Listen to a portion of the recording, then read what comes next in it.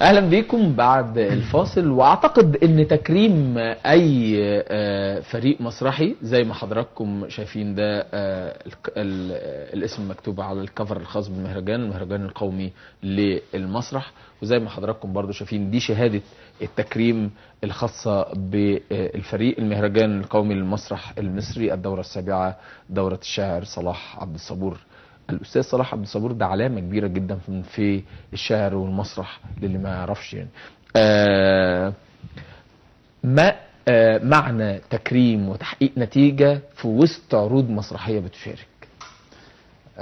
طبعا بتبقى حاجة حلوة، فرحة كبيرة ان احنا عندنا مثلا لما قلنا الموضوع ده الفريق واصحابنا اللي في الكنيسة، احنا كلنا زي ما قلت لحضرتك متربيين مع بعض، ومايكل واخدنا وهو صغيرين، لا كان الموضوع احلى بكتير، والناس كانت فرحانه جدا وانبسطنا يعني، ويعني جميل، اخدنا تكريم يعني حاجه كويس. أكيد. طيب